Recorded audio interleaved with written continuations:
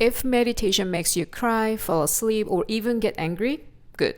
It means the process is working. I once introduced meditation in rural Tanzania in Africa to mothers who walk miles every day with 4 or 5 children, living with the grandparents, parents-in-law, taking care of the entire families basically, working endlessly day after day.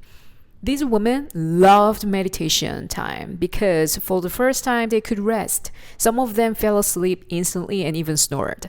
And that was perfectly okay. When you finally slow down, the mind reveals what you've been ignorant about. It's not something completely new all of a sudden came to you.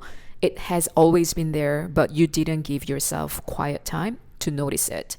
If you've been deeply exhausted, meditation exposes that exhaustion. If you've been suppressing stress, it surfaces as tears, tightness, or anxiety. If all the unfinished emotions have been waiting, they rise up as irritation or sadness.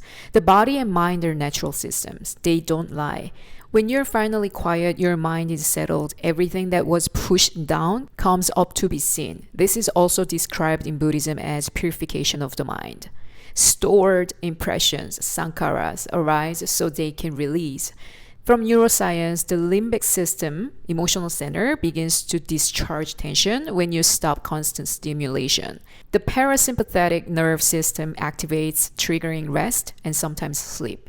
However, this is just what your body and mind do during meditation. You also have one job: observe your breath. Let everything else unfold naturally. You don't engage. You don't need to fix or control anything. The breath protects the mind from drowning in memories or trauma. Just keep returning to the breath. Meditation is not always peaceful. It is detox.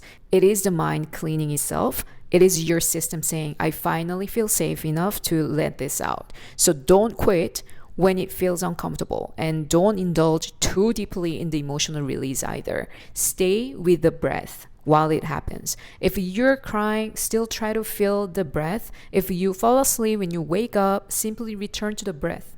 If anger rises, note it gently and return to the breath. You may chase after the origin of anger with different thoughts, memories, etc. You could do investigation another time. During the meditation, remember one job: come back to your breath. The Buddha said in the Anapanasati Sutta, mindful, one breath in, mindful, one breath out. Just that. If you stay committed 30 days, 3 months, 3 years, see what happens. Simply, you'll become a whole new person because you'll become a more stable, grounded, aware version of yourself. Meditation doesn't change you by adding something new. It changes you by removing what no longer needs to be carried.